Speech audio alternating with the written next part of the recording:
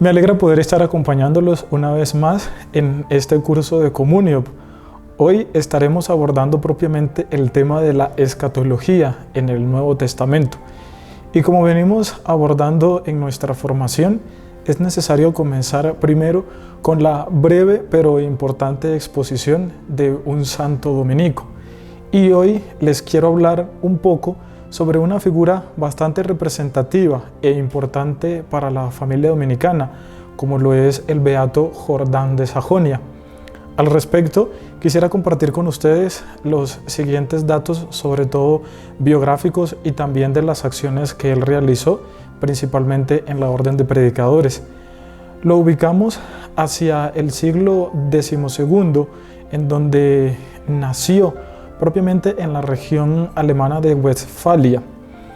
Allí tuvo propiamente sus primeros años antes de trasladarse a París, lugar en donde va a estudiar en la universidad naciente de esta ciudad y donde posteriormente también conocerá a Santo Domingo de Guzmán. Una de las cuestiones importantes que debemos tener presente con el beato Jordán de Sajonia es que en el gobierno de la orden fue el primer sucesor de Santo Domingo, como maestro pues de la orden. Por medio de su predicación, el beato Jordán atrajo a muchos jóvenes, sobre todo en esta ciudad, a la vida religiosa, específicamente para que tomaran el hábito dominicano.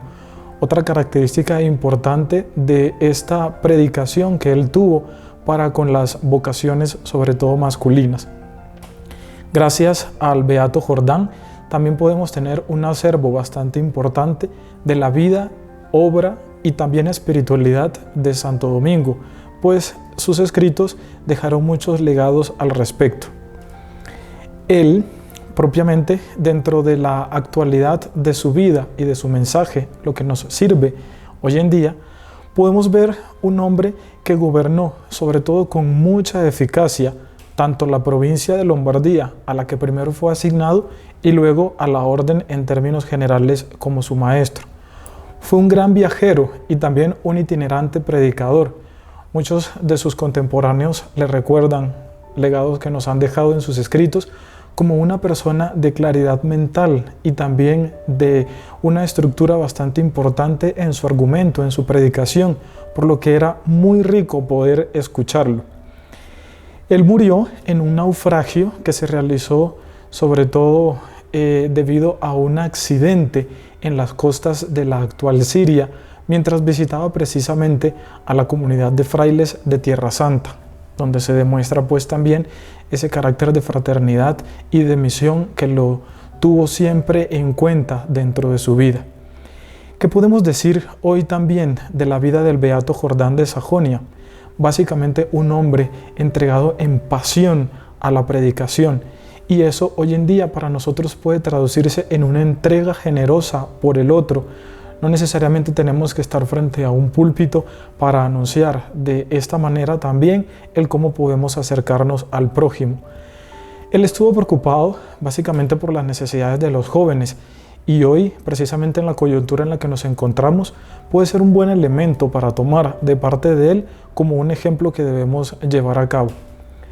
Tuvo también un verdadero y fiel seguimiento a Cristo desde el camino ideado por Santo Domingo, un modelo también a seguir, sobre todo hoy en día en nuestro seguimiento hacia el Salvador. Se le recuerda también con otras características que me permito compartirles, como de poseer un alma pura y sincera, siempre modelada por la fe, bondadoso con los pobres, caritativo, fraterno, gran cultivador de la amistad y también de las ciencias. Él precisamente ha sido visto como un entregado por sus hermanos, un verdadero ideal de lo que ha de ser un buen fraile y un buen cristiano. Que este ejemplo del beato Jordán de Sajonia sea para nosotros también un motivo a seguir, un aliciente para precisamente en este seguimiento poder ser cada vez más mejores cristianos, mejores hermanos en la fe.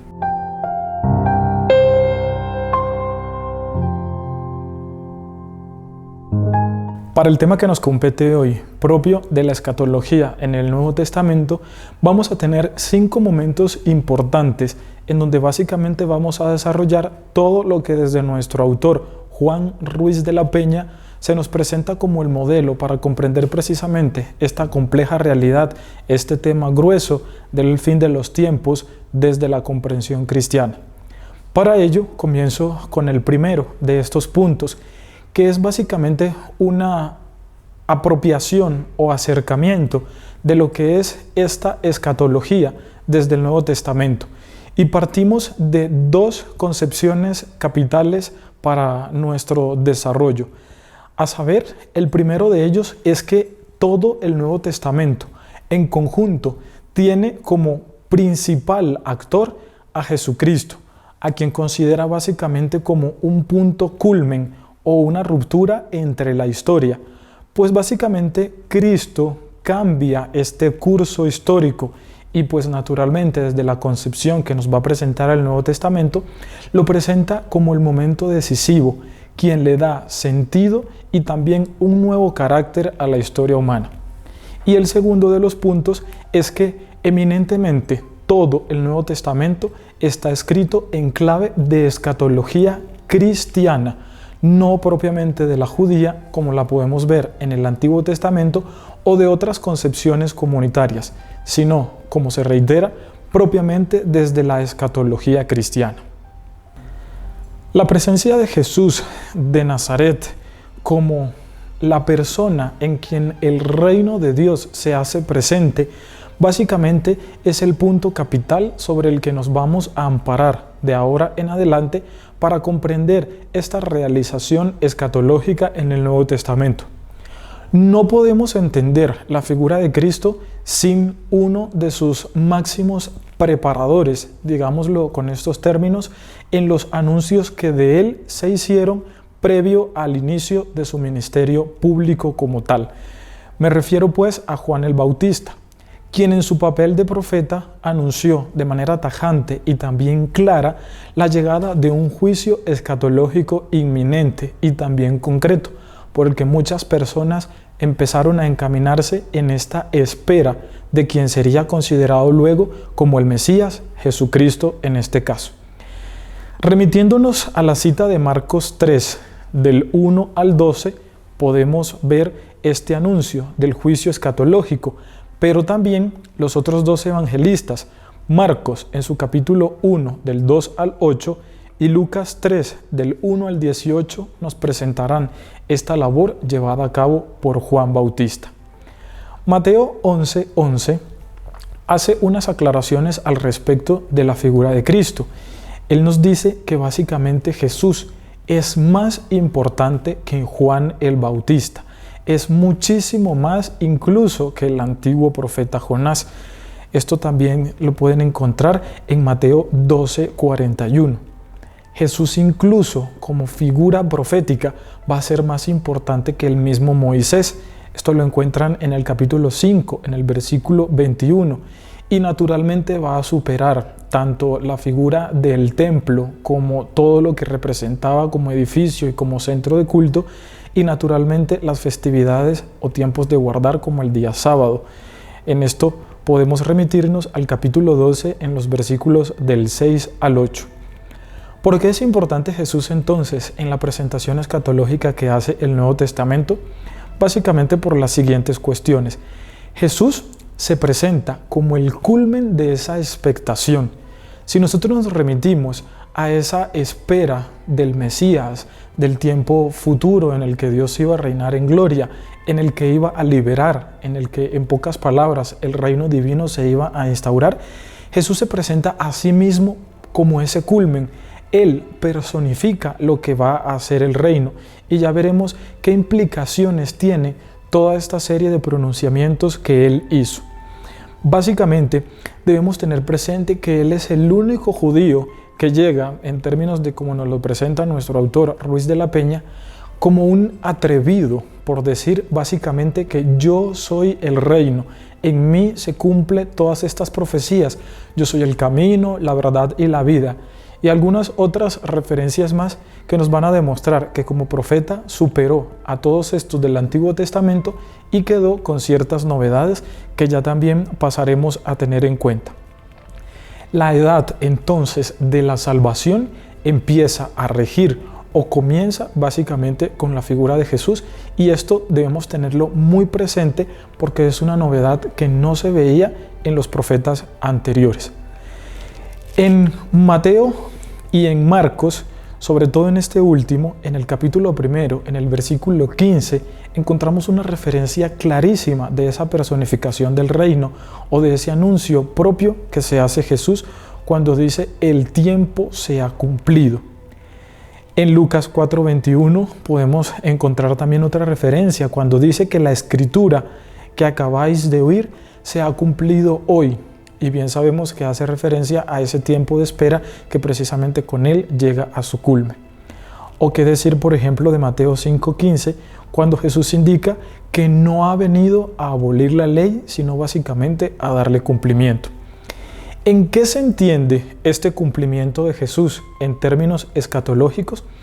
Básicamente en que Él ejecuta, verifica, convalida y culmina todo lo que tiene que ver con la época de la espera escatológica, que está marcada básicamente por un tiempo pasado, por el presente en el que realiza esas acciones y por un futuro. Todo esto naturalmente mediado por una serie de acciones que ya también procederemos a desarrollar, que le dan un carácter también de manera definitiva de que el tiempo de Dios, de que el reino de Dios ha llegado a la tierra ahora.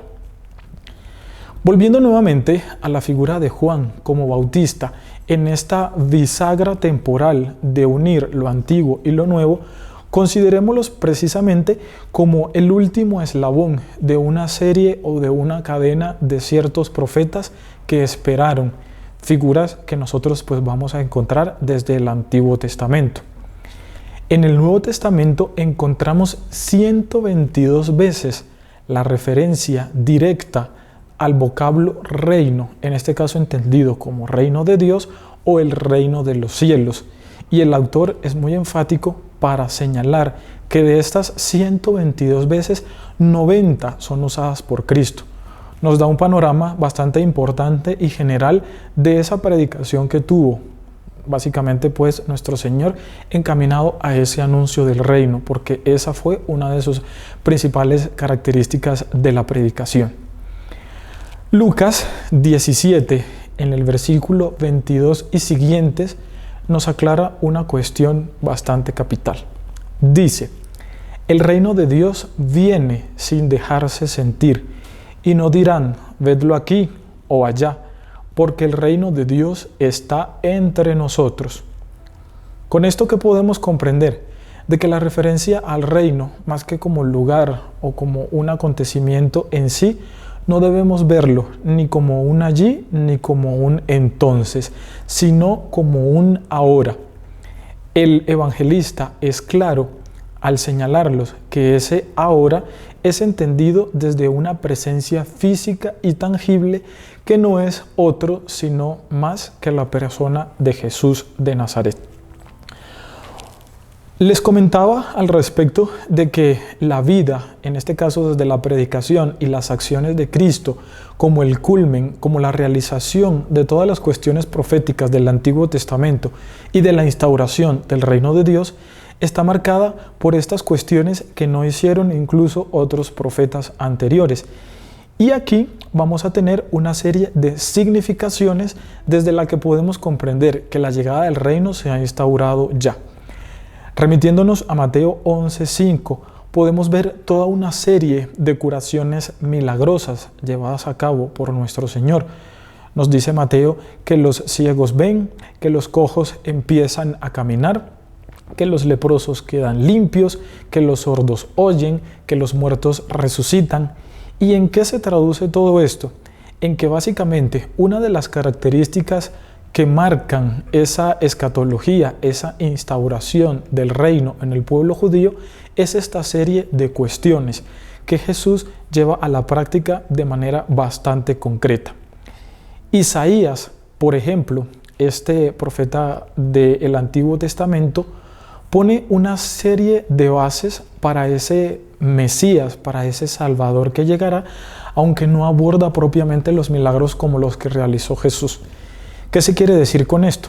que esta es otra de las cuestiones que debemos tener presente. Por estos milagros, por estas acciones, por el talante de su propia predicación y por su vida en términos generales, Jesús supera básicamente esa figura que Isaías propone al pueblo para la espera en el futuro. Los milagros son así entonces una representación de las acciones de lo que es propiamente el reino de Dios en la tierra instaurado desde entonces. ¿Qué quiere decir? Pues básicamente esto, que el reino de Dios también puede entenderse como salud, y es básicamente lo que Jesús empieza a obrar en la tierra, sobre todo con los más pobres. Aparte de esta serie de milagros que se enmarcan dentro de las curaciones, también se resalta una cuestión importante que tiene que ver con los exorcismos. Recordarán ustedes toda esta serie de episodios en la que Jesús se enfrenta a los demonios. Vemos esta característica de que ellos le reconocen como el Hijo de Dios, la autoridad que tiene, no le increpan, sino que toman una actitud incluso de temor y hacen pues naturalmente lo que Él les dice. ¿Y qué podemos nosotros aprender de estas acciones de los exorcismos? Básicamente de que el mundo que se encontraba esclavizado por Satanás empieza a quedar libre. Y esta es otra de las claves para entender la instauración del reino de Dios que empieza con Jesús. Lucas 11:20 nos cuenta que precisamente Él, como el dedo y con el poder de Dios, empieza a expulsar a los demonios. Más adelante también en otro pasaje, sobre todo en el capítulo 10, versículo 18, Lucas comenta que Jesús ve caer a Satanás como si de un rayo se tratara del cielo hacia la tierra. Y mucho más atrás, en el Antiguo Testamento, el profeta Daniel, en su capítulo 12, desde el versículo 1 en adelante, menciona que una de las manifestaciones o acciones que la gente tendrá presente para comprender que los tiempos finales de Dios han llegado a la tierra es precisamente cuando el poder del maligno que está instaurado de manera grande en la tierra empiece a ser derrotado. Y aquí tenemos entonces otra clave del por qué con estas acciones ahora de los exorcismos Cristo está dando a conocer a su pueblo, a sus discípulos, a quien lo escucha, que con él este tiempo escatológico, este tiempo final y de instauración del reino empieza a cumplirse. Y una tercera característica, aparte de la sanación de cualquier enfermedad y de los exorcismos, sumémosle ahora esta característica que les hablé también hace un momento, el sentido de atrevimiento, por utilizar unas palabras que Jesús hace en su predicación, cosa que no habían llevado a cabo otros profetas, y es básicamente arrogarse nada más y nada menos que el perdón de los pecados sin miramientos. Si nosotros nos remitimos al segundo libro de Samuel, en el capítulo 12, versículos del 13 en adelante, se nos va a presentar la figura del profeta Natán. ¿Qué hizo este personaje? Anunció el perdón de los pecados, en este caso a toda la población que lo escuchó. Pero Natán nunca dijo que él, en su propia persona, iba a perdonar los pecados. Remitiéndonos a Marcos 2, del 5 al 7, vemos que naturalmente los judíos se escandalizan por esta acción llevada a cabo por Jesús. ¿Cómo es posible que un hombre común y corriente entre nosotros, pudieron haber pensado los judíos, va a arrogarse el poder de perdonar pecados?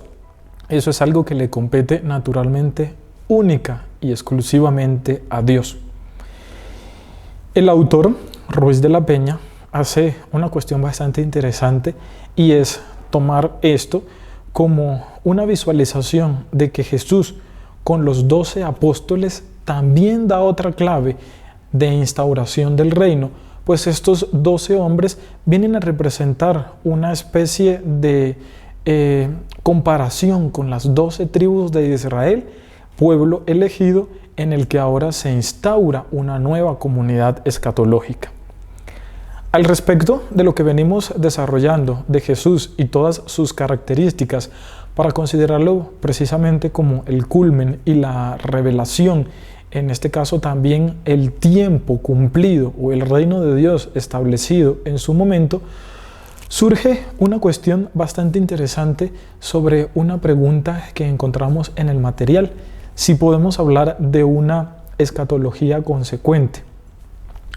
Al respecto, debemos tener presente que todo esto de las cuestiones escatológicas se presentan como un tema futurista, como algo que va a tocar algún día experimentar, como una situación futura, pero que no hace parte pues del ahora, de lo que verdaderamente se está viviendo. Y aquí debemos tener presente que Jesús básicamente en su persona demuestra que Dios ha empezado a hacer presencia de una manera magnífica y sublime y pues obviamente maravillosa para nosotros en la historia.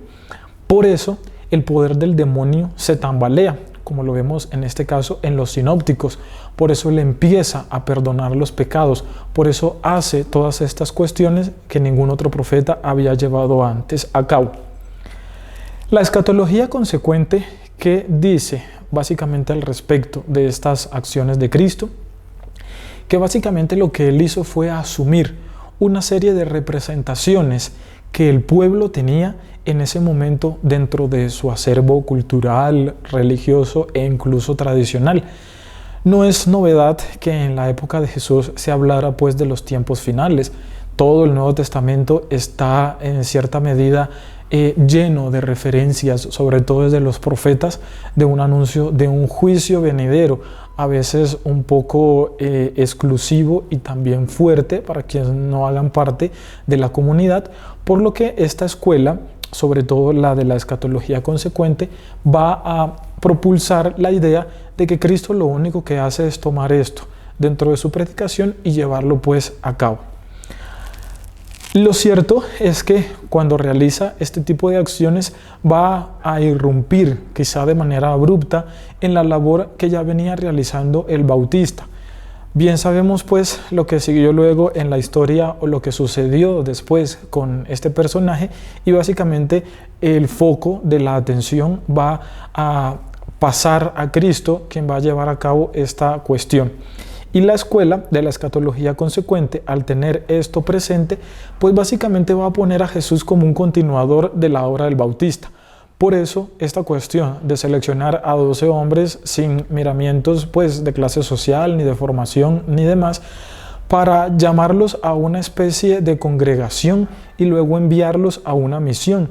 Esto lo podemos encontrar en Mateo 9, 35 y también 11.1. Una urgencia básicamente como a anunciar de que el reino ya llegó, y pues naturalmente nosotros abordando luego los capítulos siguientes e incluso los otros escritos sinópticos podemos comprender que los apóstoles en efecto predicaron, pero pues que una llegada así tan tajante como podía tener dentro de su concepción el pensamiento judío no se llevó a cabo. ¿Qué dice entonces esta escuela específicamente con esto de la no realización de ese tiempo final en el preciso momento en el que los apóstoles anunciaban? Que se llevó a cabo una especie de crisis de identidad en el caso de Jesús, de saber de que el tiempo pues final no se cumplía inmediatamente, así que él desde su actitud mesiánica empieza a expandir estas cuestiones. Esto es una concepción que han tenido pues sobre todo en los últimos tiempos algunos pensadores, y pues naturalmente ya veremos que han sido postulados carentes, sobre todo algunas cuestiones teológicas, que ya en el transcurso de los siguientes puntos podremos ver cómo se desarrolla y pues también básicamente cómo queda obsoleta. Remitiéndonos a Hechos de los Apóstoles, al capítulo 1, versículos 11 y siguiente, podemos ver, sobre todo en estas acciones que estábamos mencionando, que después de la Pascua, los hechos propiamente, como podía esperarlos la comunidad, quizá la oyente, de saber de que estamos en el tiempo final, de que ya vendrá el juicio de Dios, pues naturalmente no se lleva a cabo. Aquí mismo encontramos que los apóstoles de una u otra manera, en medio de su predicación, tuvieron que acomodarse a estas nuevas exigencias, sobre todo a las nuevas situaciones en las que el tiempo seguía su curso de manera natural y este fin que muchas veces incluso pudieron predicar, pues no llegaba a su consumación.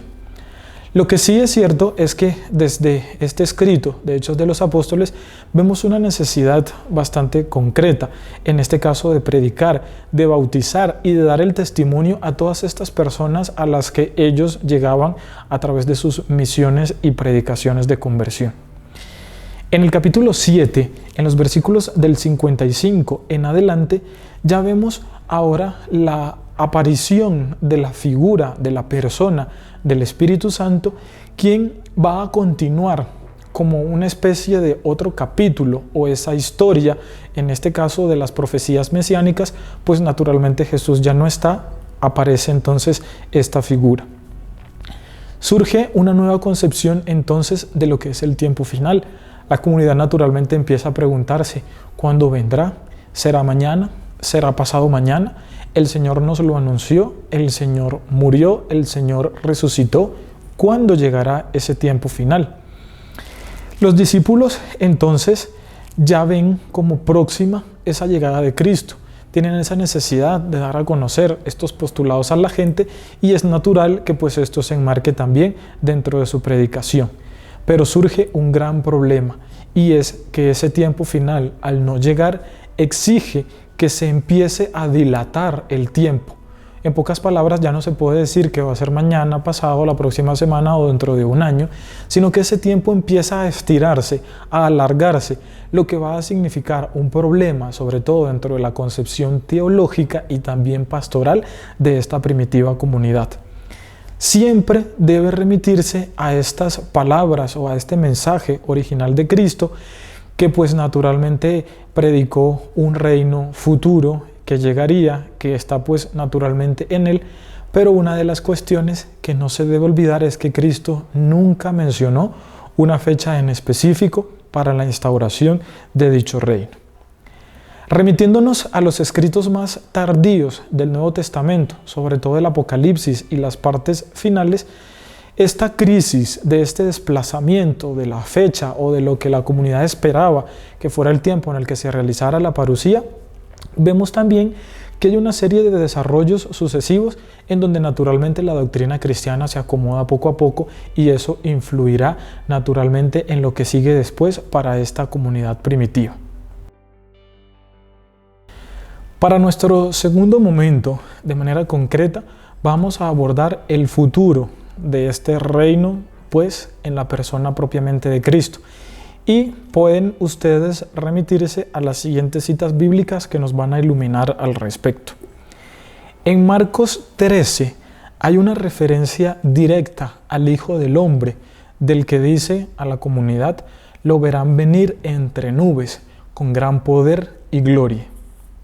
El profeta Daniel también nos da esta profecía de la venida del Hijo del Hombre en una manifestación también bastante importante que se realizará en el futuro. Lucas, en el capítulo 17, versículos del 21 al siguiente, hace la aclaración de que el reino de Dios se hace presente ya entre la comunidad, aunque no está consumado de manera perfecta, ya que esto se realizará en un porvenir naturalmente en el futuro. Marcos, en el capítulo 1, versículos del 15 al siguiente, pone en bocas de Jesús, siguiendo dentro de esta misma línea, las palabras de que el reino de Dios está ya cerca. Y aquí nos vamos a detener por dos cuestiones importantes. Precisamente cuando Jesús hace la aclaración de que el reino de Dios está cerca, no es que esté diciendo el reino de Dios está ya aquí, pues este acercándose se entiende como algo que todavía hace parte de un futuro, no se sabe si cercano o lejano. Jesús por eso le va a enseñar a sus discípulos, y nosotros pues que lo hacemos en nuestras oraciones también del Padre Nuestro, como una de estas enseñanzas que Jesús les deja a su comunidad, es a pedir precisamente para que venga el reino de Dios. Ante esto podemos remitirnos a Mateo 6:10 y a Lucas 11:2, siguiendo pues entonces con esta cuestión de que el reino está cerca, pero no se ha consumado de manera concreta. Por su parte, Mateo, en el capítulo 13, versículos del 24 al siguiente, vamos a encontrar la cuestión de la parábola de la cizaña. ¿Y por qué es importante tener en cuenta esta cuestión? Básicamente porque nos va a remitir, utilizando pues todo este procedimiento del crecimiento de dicha planta, a un futuro que está movido entre un juicio y una crisis. Naturalmente, en el futuro que irremediablemente se va a realizar sin discriminación para todos, en la separación pues de los buenos y malos, que va a acabar como con una serie de cuestiones malas que están allí. Estos pasajes de Marcos, Daniel, Lucas y Mateo nos muestran entonces un panorama general del conocimiento que tenía la comunidad de la llegada del Hijo del Hombre. Bien sabemos que Jesús se llama a sí mismo Hijo de Hombre, y de lo que va a significar esa llegada entre los hombres, precisamente la instauración de un tiempo final, de un reino marcado pues naturalmente por estas consecuencias un tanto complicadas si lo vemos como el juicio, en este caso, que va a tener en cuenta todo lo que el hombre ha hecho. La doctrina pues que podemos tener aquí es una continuación de una serie de cuestiones que ya el Antiguo Testamento abordó, sobre todo ratificando la cuestión de la retribución. Como vemos, por ejemplo, en la parábola de la cizaña, no tenemos otra cuestión más allá del estado de los buenos y de los malos. De esto pues también encontramos referencias en Mateo 22, 1-10, Lucas 14, 26 y también en el capítulo 8 de Mateo, como un sentido escatológico de los buenos serán recompensados y los malos pues naturalmente serán castigados. Todo esto, ¿qué hace entonces de interesante para nuestra concepción escatológica en Jesús? Que Él también va a predicar una dimensión futura de este tiempo escatológico que de una u otra manera toma estos elementos propios de la comunidad. Me refiero específicamente a la cuestión de los premios y de los castigos con la novedad de la resurrección. Allí entonces podemos ir enlazando estas ideas de que la intervención de Jesús no aparece de la nada, sino que también tiene unos derroteros, sobre todo históricos y culturales, desde los que va a demostrar, pues básicamente esa predicación del reino de Dios. Remitiéndonos ahora a Lucas 12, 39 y 40, encontramos una cuestión bastante importante al respecto de este tiempo final, y es que básicamente el evangelista aborda el tema de la incertidumbre del tiempo final. Nadie sabe el día ni la hora. Y en este evangelista encontramos una referencia un tanto plástica para pues dar a conocer estas cuestiones a la comunidad, y es el uso de la figura del ladrón que llega en la noche, cuando nadie lo espera, en el momento más inoportuno quizá. Así llegará básicamente la hora final. Esta temática también del ladrón que irrumpe en una casa la encontramos en la primera de Tesalonicenses 5, 2-4, en la segunda de Pedro 3:10 y también en Apocalipsis 3 y 16, para hacer una cuestión bastante interesante de ahora lo que aparece como un tiempo del que ya se desconoce su hora, su venida concreta de manera cronológica. Siguiendo dentro de esta misma línea, remitiéndonos también a Mateo 25, encontramos la hermosa parábola de las 10 vírgenes, que como Lucas se vuelve entonces un ejemplo bastante interesante, plástico, si se quiere, de esta cuestión de la preparación. Con esto podemos comprender un carácter de expectación que la comunidad, en este caso post-pascual, también empieza a tener dentro de su acervo, en este caso dentro de sus creencias, porque el evento escatológico, que en efecto se llevará a cabo en el futuro, va a irrumpir de la manera más inesperada cuando nadie lo sepa. En última instancia, podemos decir que ya aquí hay unos ciertos rasgos que nos permiten vislumbrar que la comunidad ya empieza a tomar conciencia de que no sabe a ciencia cierta cuándo se producirá la parusía. Lo único que sí podemos rescatar dentro de toda esta cuestión, dentro de la incertidumbre del pensamiento de la escatología, es que el reino de Dios anunciado por Jesús se ha implantado desde ese preciso momento en el que Él lo da a conocer a través de su vida y naturalmente de sus acciones. Es un reino que, como les comenté, Cristo nunca pone una fecha en específico para esa instauración que quizá la comunidad pudo esperar al inicio, sino que es un reino que si se instaura queda abierto. Y eso es una de las cuestiones bastante importantes que hace Cristo, dejar el reino como instaurado, pero abierto en el futuro. Podemos decir nosotros que está inconcluso, que no se ha acabado, y eso le da su apertura al futuro para que se siga realizando naturalmente después. Jesús, naturalmente, va a ser la representación del reino, es la figura más clara que la comunidad tendrá, pero naturalmente en ese tiempo cronológico no se puede agotar. Hay una temporalización, pues, bastante importante de cuándo se va a llevar a cabo, pero es una temporalización que naturalmente queda cimentada desde lo que la comunidad creyó, aunque necesariamente no es el canon que va a regir desde allí. Es interesante uno de los puntos que expone el autor Dodd, nos lo presenta Ruiz de la Peña, como una visión alterna de esto que venimos hablando, de la cuestión que empezó a considerar la comunidad, de esa problemática en la que quizá el Señor ya subió a los cielos y puede venir la próxima semana, y la próxima semana llegó y ese reino no se realizó.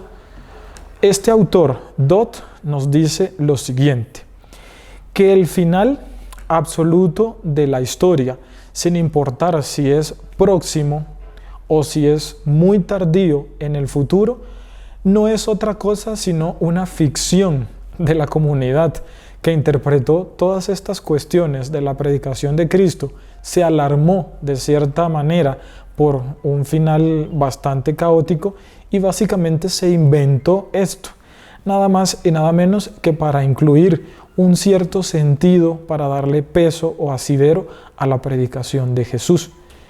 ¿Qué es entonces esta escatología cristiana que se ha establecido desde entonces? Una deformación de lo que fue el mensaje de Jesús, o también puede ser una mala comprensión de estas expresiones naturalmente de Jesús.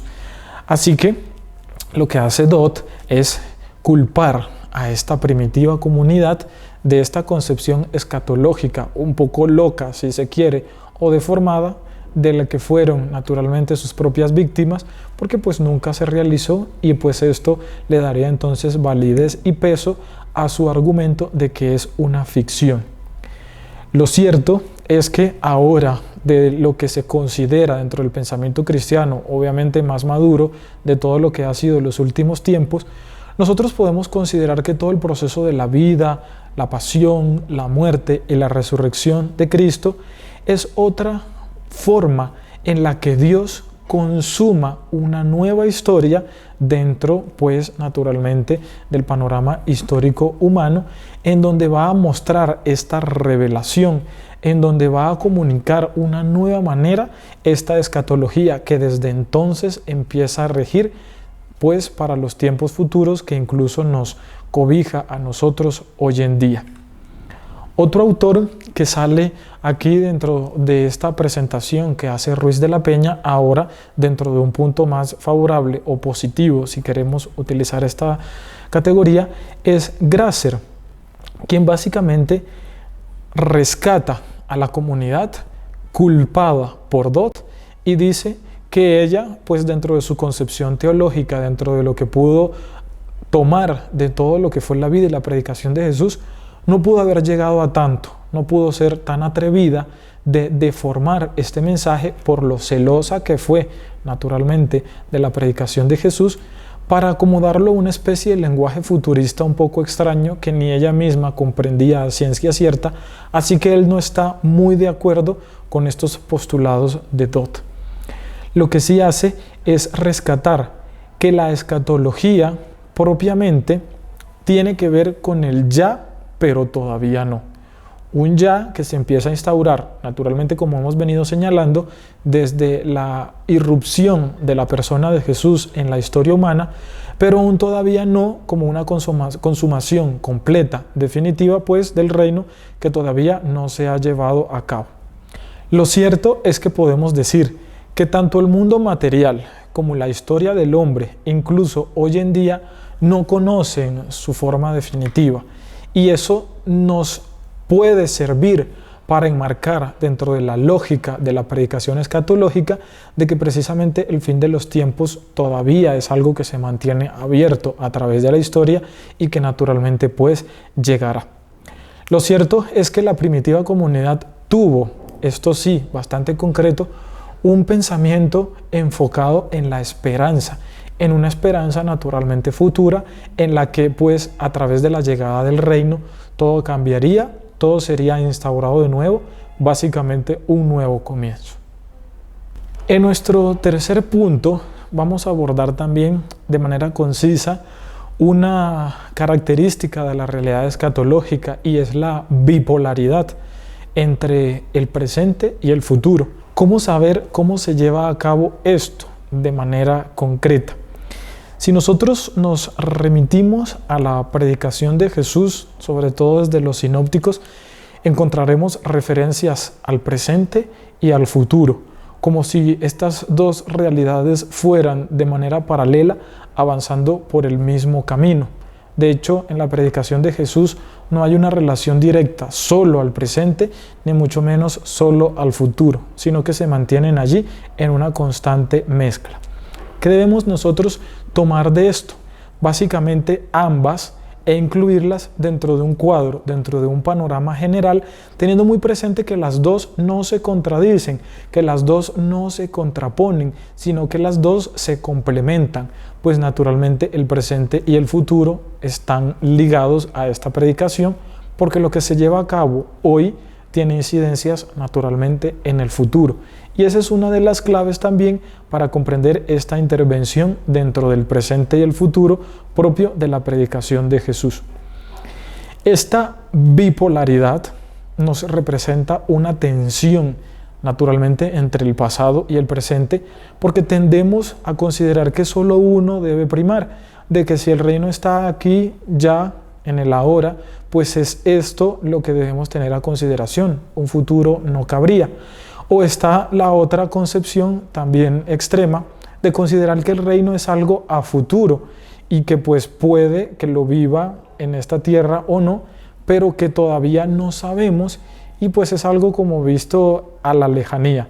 Naturalmente las dos por separado no pueden ser abordadas así. Remitiéndonos a Marcos 1:15, encontramos una referencia directa a ese ya, pero todavía no escatológico. ¿Qué podemos nosotros resaltar de esto que el evangelista nos expone? Básicamente dos cuestiones.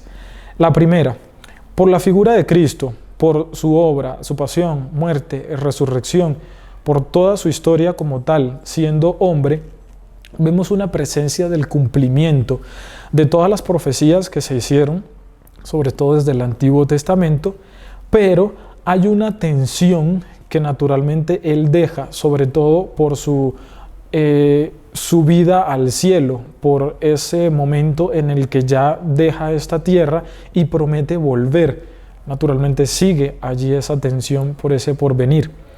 Pero también por la misma presencia, por la misma vida, por la misma figura de Jesús, vemos una cercanía con ese futuro, pues naturalmente él, que parte la historia en dos, nos da eso, como un futuro que ya llega, como algo nuevo que se empieza a instaurar y pues que empieza a ser cumplidos de lo que fue en ese momento su llegada a la tierra.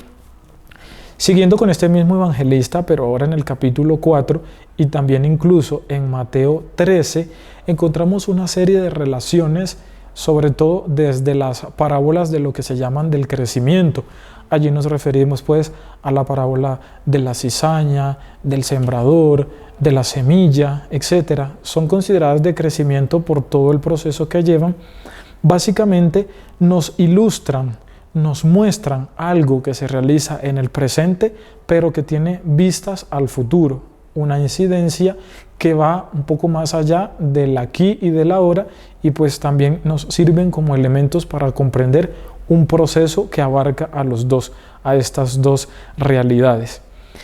Estos dos evangelistas, también unidos a Lucas 13, que nos comenta ahora también la parábola de la levadura, nos sirve como ejemplos de esa continuidad, de algo que tiene un comienzo, pero que naturalmente va a tener un final inesperado, un final espléndido que va a realizarse mucho más adelante. Y así podemos encontrar también la semilla de la parábola que crece por sí sola en Marcos 4, o del juicio futuro que nos comenta Marcos también, pero en el capítulo 8, o incluso Mateo en el capítulo 25, vemos una serie de procesos que abarcan a estas dos cuestiones. Y eso, pues básicamente remitiéndonos a lo que Jesús predicó, a lo que Jesús hizo, tiene toda su validez, ya que Él trata de propender de que el aquí y el ahora en acciones concretas son importantes, aunque no se debe perder de vista el futuro. Y aquí naturalmente se unen. ¿Qué podemos concluir de este punto?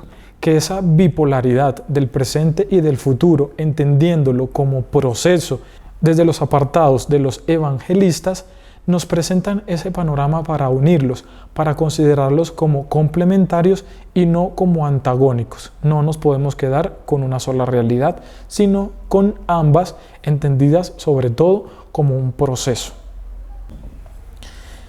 Siguiendo con nuestra característica del ya, pero todavía no, ahora en nuestro cuarto momento vamos a tener en cuenta a estos dos autores también neotestamentarios importantes para nuestra reflexión, Pablo y Juan. Básicamente, ¿qué podemos nosotros encontrar en Pablo? Unas cuestiones bastante interesantes, bastante importantes, que se enmarcan dentro de la concepción de presentar a Cristo como el cumplimiento o la plenitud del tiempo. Esto lo podemos ratificar en Gálatas 4:4 y en Efesios 1:10. A través de esta presentación que hace Pablo de Cristo, podemos también comprender una serie de uso de contraposición adverbial entre pasado y presente.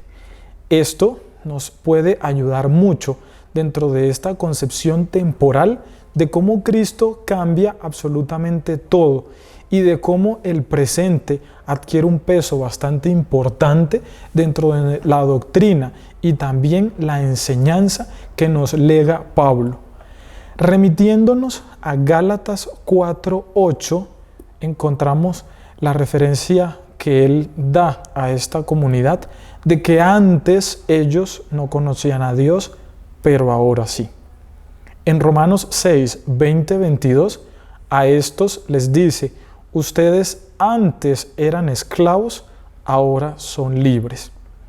A los Efesios, en el capítulo 5, versículos 8 y siguientes, habla para esta comunidad en específico de que antes estaban o hacían parte de las tinieblas, pero ahora son luz. Dentro de esa contraposición, entonces, vemos el uso temporal de este mensaje cristiano que cambia las cosas y que le da pues naturalmente importancia al presente. En ese presente, precisamente, vamos a remitirnos a Romanos 3:21, donde lo coloca como el escenario perfecto en el que Dios empieza a realizar una nueva instauración de una justicia para todos. Lo mismo sucede en la segunda de Corintios 6:2, donde el presente se vuelve el tiempo propicio para la salvación. En Romanos 5:11, el ahora, el presente, es el momento ideal para la reconciliación, en este caso de los hombres con Dios. Y más adelante, en el capítulo 16, también lo presenta como el tiempo ideal en el que se ha revelado a la humanidad la salvación. Este ahora nos va a introducir a un adjetivo, el nuevo. Como hemos visto, antes había tinieblas, ahora hay luz. Antes había esclavitud, ahora hay libertad. Antes había ignorancia o desconocimiento, ahora ustedes conocen, saben quién es Dios. Y esto se vuelve naturalmente una novedad dentro de lo que Pablo en su doctrina quiere instaurar a las comunidades a las que les escribe. Y esta novedad sigue ratificada, por ejemplo, en Colosenses 3:10, cuando habla de toda esta cuestión de la aparición de un hombre nuevo, naturalmente por la fe, misma que va a llevar a una vida nueva, como lo recalca en Romanos 6:4, a una nueva creación de 2 Corintios 5:17, en donde engloba todo como ahora una nueva creación, como en 2 Corintios también 5:17. Todo esto nos puede dar la impresión de que Pablo se va al extremo, tomando ahora el pasado y el presente, y que quizá el futuro poco aparece o quizá es nula las referencias que hace al respecto, pero no debemos olvidar que una de las claves características de la predicación de Pablo es la cuestión de la expectación, que implícitamente se encuentra allí en todos sus escritos. Esto lo podemos también ratificar en las siguientes citas a las que los invito luego a volver, como por ejemplo 1 de Tesalonicenses 1:9, en donde dice a esta comunidad que deben esperar a Jesús, que vendrá de los cielos. Filipenses 3:20 habla de la cuestión de la ciudadanía, también del cielo, de donde se espera a Jesús, el Salvador, quien vendrá. Gálatas 5:5, en relación a ese movimiento que realiza internamente en cada uno de nosotros el Espíritu Santo, es a quien Pablo da, en este caso, el poder de llevar a que los creyentes aguarden por la fe en un futuro en donde se va a instaurar, en este caso, la justicia divina. En 1 Corintios 15, 51 y siguientes, y en 1 de Tesalonicenses 4, del 14 al 17, también encontramos la referencia a que en un futuro todo será creado de nuevo en lo que él llama el día del Señor. Esta esperanza, pues naturalmente una esperanza en la parusía, tampoco es la novedad ni es la invención de Pablo, sino que aquí el autor Ruiz de la Peña es muy enfático en señalarlos, que básicamente estos elementos son tomados por el apóstol como una herencia que ya tenía instaurada dentro de su acervo religioso la primitiva comunidad cristiana, y eso no lo podemos olvidar. En el caso de Juan, nos podríamos preguntar si hay una especie de presentismo, como que esa escatología o esa parusía se enmarcaran dentro de esta realidad. Y es que si nosotros nos remitimos al capítulo 3, en los versículos 15, 16, al capítulo 5, en el versículo 21, y también en el 24 y en el 40, podemos comprender como si la vida eterna se poseyera ya por la fe. Al respecto, una parusía también nos es presentada por este escrito como contenida en el aquí y en el ahora. Para eso nos podríamos remitir al capítulo 14, versículos 3, y también en el 18-20. Una hora que se vive ya en la resurrección o en el juicio, que naturalmente lo enmarcan dentro del presente. Una esperanza buscada, sobre todo aquí en Juan, puede parecer un poco compleja, porque da la sensación de que no aparece por ningún lado, pero eso no es del todo así si miramos un poco más de cerca. Por ejemplo, el capítulo 2, en el versículo 2, en donde dice naturalmente que la parusía es algo que está por venir. Poco más adelante, en el capítulo 4, en el versículo 17 y siguientes, en este mismo escrito encontramos una exhortación a los cristianos a que básicamente confíen, se preparen y pues esperen ese día final, el día del juicio, pues naturalmente al creer en Cristo no tienen por qué temer. Y en el capítulo 3, versículos 1 y 2, se encuentra la referencia a que nosotros ya somos hijos de Dios, pero todavía no se ha manifestado de manera plena lo que seremos, en palabras pues naturalmente contenidas aquí en el escrito de Juan, quien en última instancia podemos concluir que tiene una visión de un fin que se hace realidad o que se concreta ya en el presente, aunque el presente no es propiamente el fin. Esto es algo allí para tener muy presente. Finalizamos nuestra intervención con el último de los momentos, sobre la espera próxima de la parusía. Al respecto debemos tener una cuestión importante presente dentro de nuestra reflexión teológica, y es el hecho de que esto, el tema propio de la parusía, es una de las cuestiones más complicadas que hay en la reflexión teológica. Lo ha sido, como hemos visto, para la primitiva comunidad de creyentes. Significó pues también otra parte de complicación para quienes siguieron luego a estas primeras generaciones y sucesivamente a lo largo de la historia. Hoy en día este problema no está resuelto, este problema sigue abierto, y problema en el buen sentido de la palabra, en la cuestión de que se transforma o de que se nos presenta como un escenario más de reflexión, aunque últimas palabras no hay, en este caso certezas otro tanto menos, si queremos verlo pues como que ya en cuestiones cronológicas sabremos cuándo se va a llevar a cabo la parusía, o naturalmente quiénes pues la vivirán en persona. Hay un laberinto bastante grande de pruebas, de contrapruebas, de análisis, de textos por doquier. Ustedes pueden acercarse a la literatura escatológica y encontrarán un verdadero mundo de todo lo que se ha escrito al respecto, pero en última instancia todo se convierte en eso, en pensamientos teológicos que se hacen al respecto de esta compleja realidad, aunque no tenemos en este caso nada de manera confiable para saber cuándo se va a llevar a cabo. Lo que sí tenemos es una certeza, sobre todo desde los escritos bíblicos, como por ejemplo en Mateo 10, 23, de ciertas palabras que nos dijo Jesús, como por ejemplo esta contenida en Mateo, en donde dice que en verdad os digo, no acabarán de recorrer las ciudades de Israel antes de que venga el Hijo del Hombre.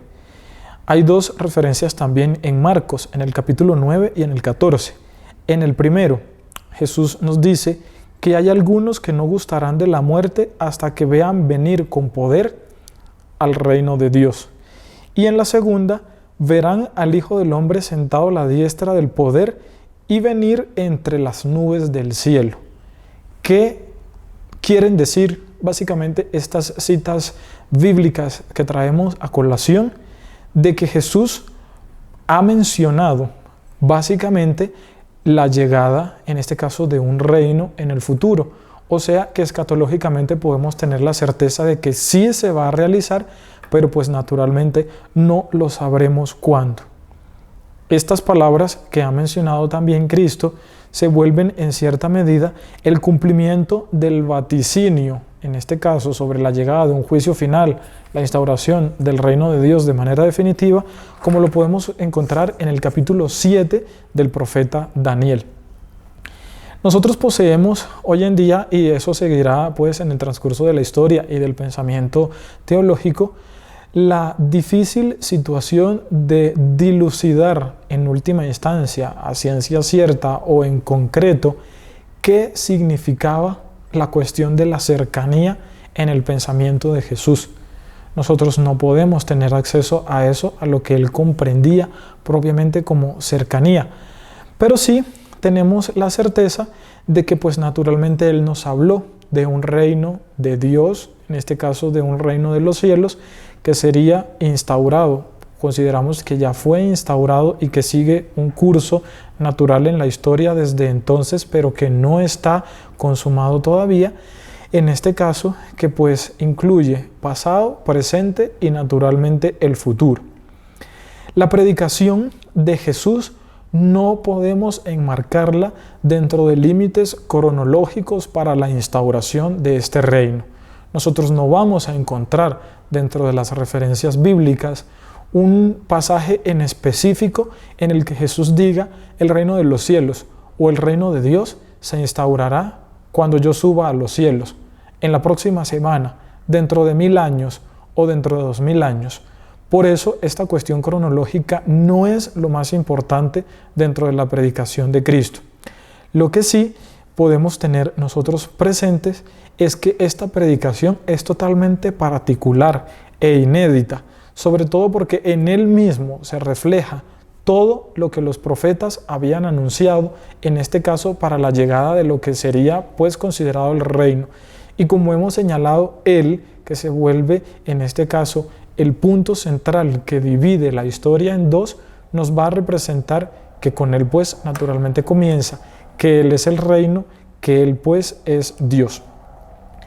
Hay una relativización de este tiempo, llamémoslo cronológico, que pues naturalmente nos ha llevado a una elasticidad en este tiempo de la espera, pues el pensamiento teológico ha evolucionado y ha podido comprender que ese tiempo final que esperaban la comunidad primitiva y que pues naturalmente estas primeras generaciones de creyentes murieron y no vieron lo que pues ellos esperaban, se iba a realizar como la segunda venida de Cristo, se ha permitido alargarse a través del tiempo, pues en esta cuestión de que el reino todavía no está concretado, no está consumado. Cristo siempre rechazó, dentro de esta misma línea, la fijación cronológica de la llegada final de los tiempos, de la parusía. Eso lo podemos encontrar perfectamente en Marcos 13:32. Lo que nos demuestra a nosotros, incluso hoy en día, o con lo que nos podemos quedar, es sí la invitación a la actitud de estar alertas, de estar expectantes, sobre todo sin desfallecer, sin desmayo de lo que va a ser el futuro. Futuro mismo que pues naturalmente va a ser en esplendor y gloria, en este caso con la vuelta de Cristo. Remitiéndonos a otros textos bíblicos, como por ejemplo la primera carta a los Corintios, en sus capítulos 6, 7 y 15, a Romanos 13 y a Primera de Tesalonicenses 4, vemos una cuestión al respecto de la primitiva comunidad cristiana, de una parusía concebida como a realizarse en un breve plazo pues, de tiempo. Por eso estos escritos tienen dentro de su característica un tinte un poco acelerado de prepárense porque ya llega, es pronto, está aquí. En este caso, hay una relativización también de, en este caso, el cálculo estimativo de cuándo se va a realizar la parusía y va cambiando poco a poco esta concepción, como ya lo veíamos en el uso plástico del ejemplo con el ladrón que irrumpe, por lo que mucho más adelante, en el capítulo 5 también de esta primera carta a los tesalonicenses, e incluso la segunda de Pedro en el capítulo 3 y Apocalipsis 3 y 16, vemos cómo ya cambia un poco esta cuestión de que no es que venga específicamente en este tiempo, sino que ya va a ser algo, en este caso, bastante desconocido para la humanidad. La primera generación de creyentes incluso mueren sin poder ver esta parusía que tanto esperaba, lo que se convierte de una u otra manera para quienes quedaban pues como herederos de toda esta cuestión del pensamiento de la parusía, como en una desacreditación del lenguaje que utilizaba propiamente la concepción de proximidad. Y eso lo podemos ver reflejado en este caso en las siguientes citas bíblicas, como por ejemplo en Filipenses 4, cuando ya se utiliza en este caso la palabra cercanía para la parusía. En 1 de Timoteo 4 y en 2 de Timoteo 3, donde se nos habla de la presencia de los últimos tiempos, de los últimos días. Tito, en su capítulo 2, nos presenta una amonestación para estar felices en medio de la espera de lo que será la gloria futura de Cristo. La primera de Pedro nos habla de que el fin de todas las cosas es cercano. Samuel 5 nos habla de que la venida del Señor está cerca. Y la primera de Juan, en su capítulo 2, nos presenta que la comunidad se encuentra ya en los tiempos finales. Todo esto enmarcado dentro de una cronología que, como venimos señalando, hace parte de esas concepciones, sobre todo teológicas y pues naturalmente del fin de los tiempos, que la comunidad empieza a tener en relación a lo que será la segunda venida de Cristo. No podemos nosotros entonces, ya para ir finalizando, comprender toda la compleja realidad de la escatología alejada de lo propio de la vecindad. ¿Y qué entendemos nosotros por esta vecindad? Algo que se avecina, algo que está cerca, pero que desconocemos a ciencia cierta o en un término cronológico específico cuándo se va a consumar.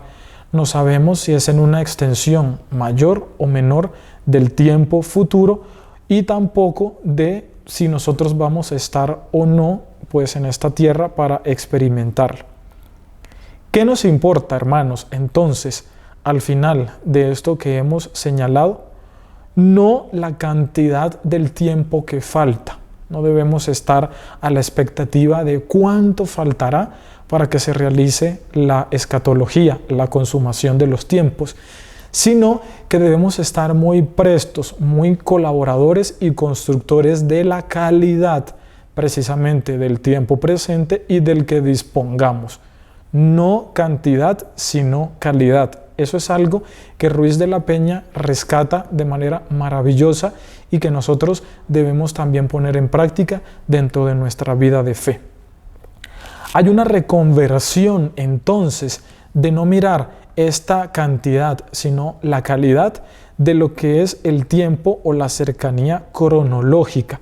No nos debe importar tanto estas cuestiones desde lo cronológico, sino desde lo teológico. En este caso, pues enmarcado dentro de la calidad. No podemos olvidar, así como hemos visto en estos pasajes bíblicos, que esa exhortación a la preparación, a la expectación y sobre todo a la esperanza de un futuro en el que Dios hará nueva todas las cosas y de que nos irá bien en ese posible juicio que pues se llegue a realizar, básicamente para nosotros también se aplica esta invitación. Para nosotros todavía sigue siendo vigente este tipo de actitudes que debemos tomar para con el fin de los tiempos. Nosotros no debemos desfallecer, así como se nos ha presentado a través de los textos bíblicos, en esa espera permanente, gozosa, confiada y sobre todo esperanzada de un futuro que pues naturalmente será la creación nueva de Dios, pues viviendo el ya, pero el todavía no en nuestra realidad. Espero que este tema entonces, como les comentaba, un poco complejo y quizá difícil de entender en profundidad de lo que es el fin de los tiempos, haya sido de su agrado. Como bien se indicaba al inicio, esta es una visión muy concreta de algunos pasajes, pero propio del Nuevo Testamento, porque la visión escatológica naturalmente también ha sido abordada por muchas otras esferas y realidades, y hoy nos congregó básicamente esta propia del Nuevo Testamento. No quisiera finalizar sin desearles una excelente semana en sus trabajos, en sus familias, en sus vidas, y pues naturalmente proponiéndole 2 preguntas a cada uno de ustedes para nuestro taller semanal. La primera de ellas entonces va a dar razón de eso que usted ha captado de esta breve intervención y pues también de sus lecturas personales del texto de Ruiz de la Peña y de otros alternos que ojalá pueda hacer para responder a qué es la escatología, en este caso entendida en el sentido cristiano desde el Nuevo Testamento. Y la segunda pregunta es, ¿cómo se actualiza hoy en día este mensaje escatológico cristiano? No siendo más entonces, les deseo una muy buena jornada.